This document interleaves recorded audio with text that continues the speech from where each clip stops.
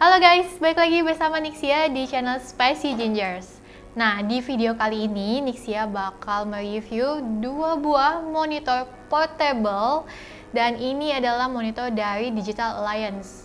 Kalau sebelumnya mungkin kalian udah tahu, Digital Alliance tuh produsen dari komponen hardware dan juga peripheral gaming.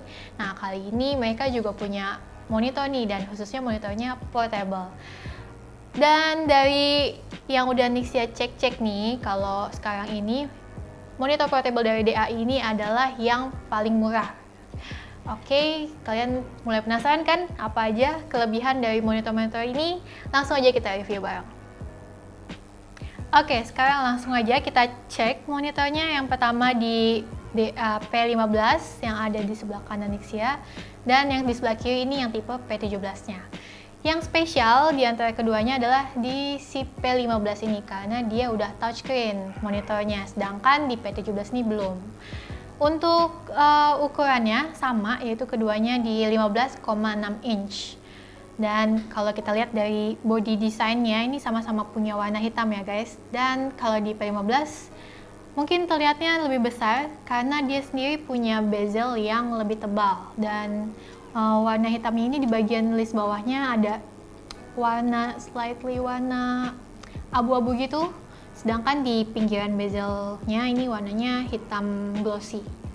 Lalu kalau di P17 ini di frame bodinya ini warnanya hitam doff, dan di bagian bawahnya ini ada bukan tekstur, kayak ada desain garis lengkungan gitu di bagian bawah.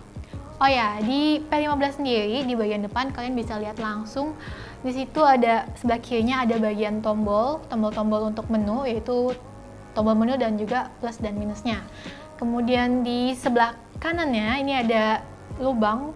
Ini Nixia belum tahu fungsinya apa lubang ini. Mungkin teman-teman ada yang tahu, boleh komen di bawah.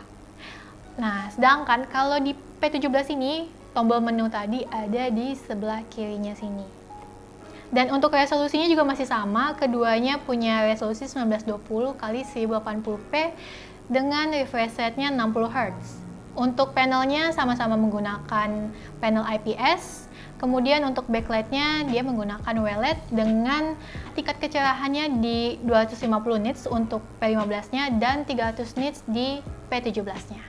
Lalu untuk aspek rasionya ini bisa disetting di 16:9 dan juga 4:3.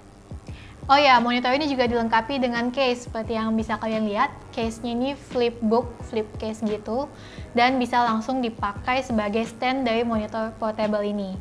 Untuk yang P15 di case-nya ini punya bahan leather, dan dia juga punya teksturnya karbon gitu. Dan untuk P15 ini dia untuk ditempelkan ke monitornya bukan dengan sistem magnet, jadi dia ada bautnya lagi untuk dikencang atau dilepaskan dari case-nya. Sedangkan di P17 ini dia udah pakai magnet, jadi untuk menempelkan, untuk memasang case-nya tinggal ditempelin aja dan langsung bisa dijadikan stand dari monitor ini. Nah, untuk input dan outputnya, kedua monitor ini punya interface yang sama. Yang pertama ada satu buah port HDMI, satu buah port Type-C, satu buah audio jack, dan satu buah port micro USB.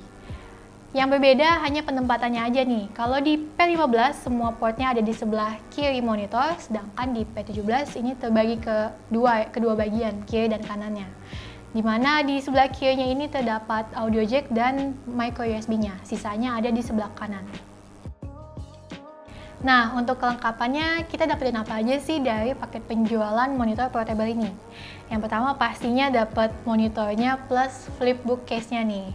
Selanjutnya kita juga dapat charger, adapter chargernya yang punya daya 15 watt. Lalu dapat kabel USB Type A to Type C. Kemudian juga dapat kabel USB Type-C to Type-C. Lalu juga ada kabel mini HDMI to HDMI. Dan yang terakhir ada manual booknya, of course. Kenapa kita dapetin USB Type-C-nya dua kabel nih guys? Karena di monitornya sendiri, di sini kan tersedia dua buah port Type-C. Yang pertama itu port Type-C-nya berfungsi sebagai display, dan yang kedua Type-C-nya berfungsi murni sebagai pengantar daya. Nah, kalau misalnya kita menggunakan displaynya dengan USB Type-C to Type-C, Biasanya dia juga akan langsung mengambil daya dari device. Nah, device-nya itu juga yang support untuk mengantarkan daya. Jadi dia nggak perlu lagi untuk colok ke adapter kabelnya. Jadi dia bisa langsung satu kabel USB Type-C aja dan bisa nyala monitornya. Sayangnya kalau misalnya kita menggunakan kabel mini HDMI atau HDMI-nya nih guys di monitor portable ini, karena kalau dengan HDMI ini fitur touchscreen dan auto rotate-nya ini akan mati. Jadi kuncinya kalau kita mau mengaktifkan fitur touchscreen dan juga auto rotate pada P15 ini, kita harus menggunakan device yang sudah support output Type-C.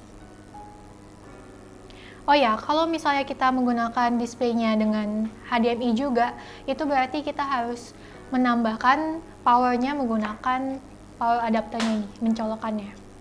Ngomongin soal kualitas displaynya, menurut Nixia sih keduanya standar aja, tapi kurang cocok buat kalian yang membutuhkan kualitas dan akurasi warna. Kalau di P15-nya sendiri, meskipun dia punya brightness yang lebih rendah dibandingkan P17, tapi kalau kita lihat secara langsung, kualitas displaynya ini lebih baik, walaupun nggak terlalu jauh sih bedanya. Dan untuk harganya, di P15 ini ada di harga 2,5 juta rupiah, sedangkan di P17-nya punya harga di 2,2 juta rupiah. Buat kalian yang nggak terlalu membutuhkan touchscreen dan cuma butuh display monitor tambahan aja yang portable dan juga untuk mobilitas yang tinggi, saya Nixia sih pilih di P17-nya aja. Karena P17 ini punya bodi yang lebih tipis dan bobot yang lebih ringan juga, dan punya tingkat kecerahan layar yang lebih tinggi dibandingkan P15-nya. Jadi cocok banget nih P17 ini untuk dipakai di luar ruangan. Sedangkan untuk P15-nya ini cocok buat kalian yang membutuhkan fitur touchscreen-nya. Oh ya, P15 ini juga udah support untuk VESA mount. Untuk kompatibilitasnya, hampir semua device yang sudah support output display dengan Type-C atau HDMI bisa menggunakan monitor ini. Dan untuk device smartphone, klaimnya sih monitor ini bisa support untuk Android versi 6 ke atas. Khususnya untuk versi yang smartphone flagship ya guys. Oke guys, sekian review monitor portable Digital Alliance bersama Nixia.